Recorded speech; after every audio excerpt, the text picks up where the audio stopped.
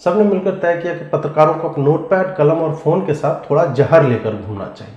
बकैत ने कहा, मेरी बातों में इतना जहर है कि सड़क पर 2 बार मैं नमस्कार मैं बकैत कुमार ये कह दूं, 2-4 संगी तो खड़े खड़े बेहोश हो जाते हैं। इस बात पर सॉल्ट न्यूज के जुब्बू रंगरसिया और प्रतीक जिन्ना ने एक स्वर में कहा, बकैत सर, अगर हम दोनों का पप्पो के चुम्मा ले ले तो थोड़ा जहर तो आ ही जाएगा। जिन्ना के चुप होते ही जुब्बू ने कहा, सर हमको थोड़ा टंग एक्शन भी मिलना चाहिए, हमारा तो अल्पसंख्यक वाला भी कोटा लगता है ना। नमस्कार, मैं जीत और ऑन द ग्रिल पे आज है वामपंथी मीडिया।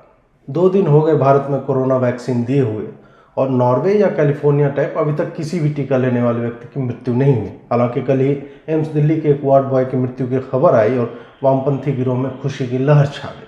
लेकिन खिली हुई बाँछें तब मुरझा गई जब पोस्टमार्टम में पता चला कि उसकी मृत्यु हृदयाघात यानी हार्ट अटैक से हुई है।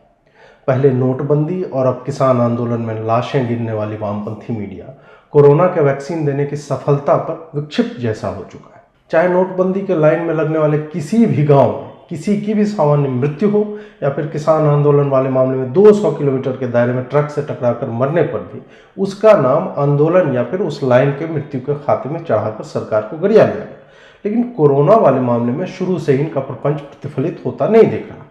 पहले इन्होंने भारत बायोटेक वाले कोवैक्सीन को लेकर आंकड़ों पर सवाल उठाया, लेकिन हाँ, विदेशी वैक्सीन के आंकड़ों पर चुप्पी साधे रहे, वहां पे कोई एफिकेसी डेटा नहीं मांगा। लेकिन 2.25 लाख लोगों को वैक्सीन देने के बाद भी भारत में सिर्फ 447 लोगों को छोटी मोटी परेशानियां हुई, जिसमें से सिर्फ 3 को अस्पताल जाना पड़ा। इनमें से 2 ठीक होकर बाहर आ चुके हैं। प्रतिशत निकाला जाए तो यह लगभग 0.2% है और अस्पताल जाने वालों का प्रतिशत 0.0013%। यह आंकड़ा देखने के बाद वामपंथियों के व्हाट्सएप ग्रुप में निराशा छा गई। लोगों ने सर पकड़ लिए कि यूरोपीय देशों में हॉस्पिटल जाना तो छोड़ो, लोग निपट रहे हैं और गाय गोबर करने वाले मोदी के राज में तो वैसा कुछ हो ही नहीं रहा। तभी द लायर में काम करने वाली फोटोशॉप मामलों की जानकारी एक पत्रकार ने कहा, देखिए मजाक एक तरफ है, आई रिटरेट, मजाक अपनी जगह है, लेकिन हमें खास तारे के निकलने का इंतजार करना चाहिए और अपने लोगों को गाय नहीं तो बकरी का मूत्र पिलाकर देखना चाहिए कि क्या बिना वैक्सीन के भी वो ठीक हो रहे। मालिक ठगार्थ शिटराजन ने पत्रकार की पीठ डिजिटली थपा दी और कहा कि वो तुरंत तुर्की के लिए प्रस्थान करे और तारे की तस्वीर फोटोशॉप में बनाकर वीडियो में डालकर सारे लोगों को एक साथ दिखा दे। वहीं धान और चावल का फर्क ना समझने वाले बकैत कुमार ने बताया कि मोदी वैक्सीन की जगह गंगा जल डाल रहा है। आगे उन्होंने प्राइम टाइम की स्क्रिप्ट तैयार करते हुए लिखा, गंगा जल की 4 बूंदें लोगों को देकर मोदी की फांसीवादी सरकार लोगों से 250 रुपये ऐंठ रही, लेकिन अब कहेगा कि वैक्सीन तो मुफ्त में दिया जा रहा है। तो मैं यह बताना चाहूँगा कि बाबूजी, मुफ्त में कुछ नहीं होता। आने वाले दिनों में भारत बायोटेक वाले राज्यसभा में दिख सकते हैं। यही तो वो बातें हैं जो हमें तुरंत नहीं दिखती, लेकिन कीमत बहुत बड़ी होती है। गौर से देखने पर वैक्सीन का रंग और गंगा जल का रंग एक जैसा है। इस पानी को छीलने पर आप भीतर में गंगा जल पाएंगे। कोई कंपनी फ्री में कुछ नहीं देती। आपसे कहा जा रहा है कि ये वैक्सीन है, जबकि वो गंगा जल छान कर बोतल में बंद किया गया है। बजट में मोदी जी दाढ़ी पर हाथ फेरते हुए कह देंगे कि इतने 1000 करोड़ गरीबों को भोजन कराने में और इतने 1000 करोड़ वैक्सीन में खप। बात समझिए वरना देर हो जाएगी। अपनी जमीर तलाशी, किसको वोट दे रहे हैं? टीवी मत देखा कीजिए, सिर्फ यूट्यूब देखा कीजिए। इस बात पर खासदीप को गुस्सा आ गया। उसने बकैत को गरियाते हुए कहा कि दिन रात वो फुटेज खाने की कोशिश ना करे। संसद हमलों पर आंखों में आसुरी कौन धारण करने वाले खासदीप ने ग्रुप में तब वीडियो कॉल किया और सुनाया, देखो कॉमरेड्स, हम माओवंशियों को आज पुरानी चाल चलनी ही होगी। आज वक्त आ गया है कि इस कम्यून को बचाने के लिए पुराने पैतरे आजमाने ही होंगे। सबने मिलकर तय किया कि पत्रकारों को अपने नोटपैड, कलम और फ़ोन के साथ थोड़ा जहर लेकर घूमना चाहिए। बकैत ने कहा, मेरी बातों में इतना जहर है कि सड़क पर 2 बार मैं नमस्कार मैं बकैत कुमार ये कह दूं, 2-4 संगी तो खड़े खड़े बेहोश हो जाते हैं। खासदीप ने जोर से डांटते हुए कहा कि हर व्यक्ति बकैत जितना जहरीला तो है नहीं, इसलिए जहर की ऊपर से व्यवस्था करनी ही होगी। इस बात पर सॉल्ट न्यूज के जुब्बू रंगरसिया और प्रतीक जिन्ना ने एक स्वर में कहा, बकैत सर, अगर हम दोनों का पप्पो के चुम्मा ले ले तो थोड़ा जहर तो आ ही जाएगा। जिन्ना के चुप होते ही जुब्बू ने कहा, सर हमको थोड़ा टंग एक्शन भी मिलना चाहिए, हमारा तो अल्पसंख्यक वाला भी कोटा लगता है ना। ग्रुप में अभी तक किसी ने यह नहीं पूछा कि जहर का करना क्या है। वामपंथियों का यही है, वो पहले ही रिजल्ट तय कर लेते हैं। उसके पहले की प्रक्रिया पर सवाल नहीं करते। भेड़ चाल इनकी पुरानी अदा है, जैसे कि चुनाव से पहले ही ईवीएम पर बोलने का सोच लेते हैं, एनआरसी आने के पहले ही उसके नियम बना लेते हैं और वैक्सीन आने के पहले ही लोगों के मरने की खबरें ड्राफ्ट में तैयार रखते हैं। खैर, बेगूसराय के बकलोल कन्हवा को लगा कि जहर खुद ही खा लेना है। उसने बोला, अरे हम तो अभी युवा ही हैं, जहर खाने का है बोल रहे हैं जी। सांसद नहीं बने तो क्या, अगले साल वार्ड कमिश्नर का तो पक्का जीतेंगे, इसमें सुसाइड करने वाली क्या बात है। मैं तो कहता हूँ हमें लड़ना चाहिए साथी, हम लड़ेंगे साथी। हार्दिक ने अपने बाल नोच लिए, इसको ग्रुप से कोई निकाल गया। अरे जहर खुद नहीं खाना है, दूसरों को खिलाना है। देखो, हम सारे लोग जानते हैं कि वैक्सीन तो सही है ही, इसलिए कोई मरने से तो रहा, लेकिन हमें तो यही दिखाना है कि लोग पटपटा के मर रहे हैं। अब ये कैसे किया जाए वो सोचना है।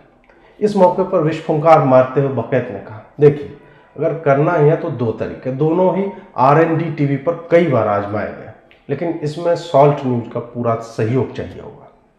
जब जुब्बू और जिन्ना दोनों सहयोग देने पर राजी हो गए तो बकैत ने कहा, देखो भारत का मैप ले लेना है, उसमें एक रैंडम गांव उठा लेना है, ऐसा गांव अगर मिले जिसके बारे में पहले किसी ने ना सुना हो या जहां से खबर की काट आने में समय लग जाए, हेडलाइन बना दीजिए, फलाने गांव में कोरोना वैक्सीन लेने से शख्स की मौत। जब तक सरकार के मुलाजिम फ़ोन करके पता करेंगे, सूचना फैल चुकी होगी और हम डैमेज कर चुके होंगे। इस पर गंजे जिन्ना ने पूछा कि अगर उन लोगों से ऑप इंडिया वाले लोग गाली देते हो पूछने लगे कि इसका फैक्ट चेक क्यों नहीं किया तो वो क्या करेंगे। इस पर पंचर पुत्र जुब्बू ने कहा, अरे जैसे तबलीगियों के समय डिफेंड कर रहे थे वैसे ही करेंगे या चुप रहेंगे, इतना भी सहयोग नहीं दिया कॉज के लिए तो क्या दिया। तब किसी ने कहा कि इंटरनेट के दौर में तो पता चल ही जाएगा और संघी लोग छील कर रख देंगे। फिर इस पर गहन विचार के बाद बिना किसी झिझक, शर्म, हया, लिहाज, लज्जा के बाद हार्दिक ने सुना। इसीलिए तो जहर की बात की थी, खुद नहीं खाना है, पहले पता कर लो किस किस इलाके में वैक्सीन दी गई है, उन इलाकों में जाना है और किसी को जहर खिला के मार देना है, न्यूज बन जाएगी। That is a good day for news journalist like me. इस पर किसी ने नैतिकता की बात की तो सबने एक स्वर में बोला, नया आए हो क्या, वामपंथ और नैतिकता अलग अलग बात है। हम लोग आदर्श का रोना तभी रोते हैं जब डिबेट जीतनी हो।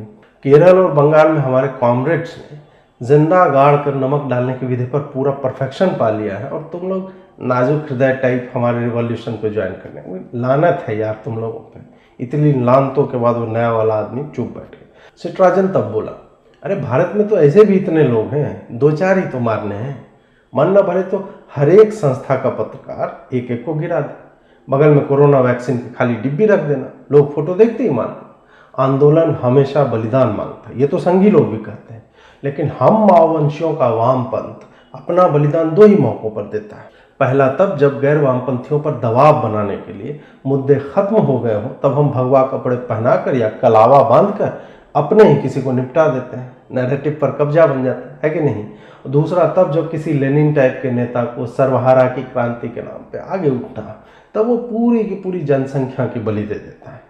अपने ही लोगों को मारने या मरवाने के बाद सत्ता की कुर्सी पर बैठकर रिवॉल्यूशन दिवस पर उनकी याद में मजदूरों के नाम, किसानों के नाम, सर्वहारा के नाम, ये राइमिंग कविताएं जो कर दी जाती है। अंत में 2 BHK वाली पत्रकार मनमोहिनी ने लिप ग्लॉस को कान तक लगाते हुए कहा, फिर मैं एक आर्टिकल लिख ही लेती हूँ, जगह और आदमी का नाम ब्लैंक छोड़ दूंगी, लेकिन आप लोग प्लीज एक दो को मार कराना है, नहीं तो मैं अमित शाह को इतनी बार कोरोना हुआ उसके ऊपर भी मैं लेख लिख कर बैठी हुई थी, पता नहीं हर बार ठीक हो जाता है, मुझे लगता है उसके पास वैक्सीन पहले से था। इसके बाद एक जनाना खूब ने एक और विचार दिया, देखिए मेरा तो अनुभव भी रहा है गुजरात दंगों के दौरान, मतलब जो कुछ हुआ ही नहीं वो भी लिख कर मैं घर अभी तक चला रही हूँ, तो उसी अनुभव के आधार पर मेरा सुझाव यह है कि बिना जहर दिए भी इस फांसीवादी सरकार को नीचा दिखाया जा सकता है। क्यों ना हम नॉर्वे जाकर मरने वालों की जेब में भारत बायोटेक वाली वैक्सीन रख दें।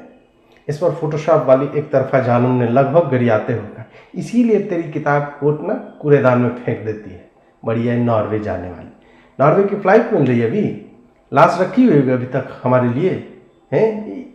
इस पागल औरत को किसने ग्रुप में रख लिया भाई। लड़ाई झगड़े का माहौल देखते हुए ग्रुप कॉल को ख़त्म कर दिया गया।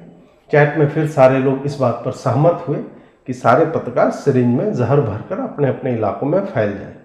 जहां भी कोई अकेले मिले तो उन्हें यह कहना है कि उनके पास नई वाली वैक्सीन है, क्योंकि सिरिंज पे वैक्सीन का नाम लिख दिया जाएगा और आप डॉक्टर हैं। फिर जब वो बाँह आगे करे तो जहर इंजेक्ट करके जेब में वैक्सीन की शीशी रख के और कपड़े पर फिंगरप्रिंट मिटाना है, वो रगड़ के, और हाय हाय देखो देखो ये मर गया, इस तरह चिल्ला देना। ये सब तय होने के बाद अगले दिन प्राइम टाइम स्क्रिप्ट इस तरह से कुछ लिख ली गई। नमस्कार, मैं बकैत कुमार।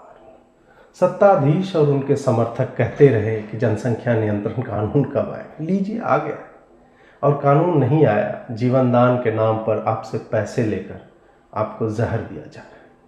आपको कहा जाएगा कि कोई भी वैक्सीन परफेक्ट नहीं होता।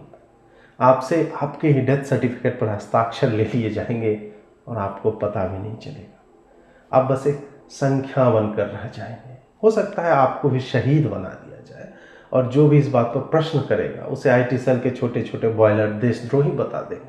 आपसे कहा जाएगा, क्या देश के नाम पे जान नहीं दे सकते? क्या देश के नाम पर वैक्सीन टेस्ट करने के लिए लैब के जानवर नहीं बन सकते? देशभक्ति का यही नशा आपको 6 सालों से चटाया जा रहा है। आप चाट रहे हैं, खुमारी में हैं। आप खुश हैं कि आपका तो नंबर नहीं आया, आएगा, जल्दी ही आएगा।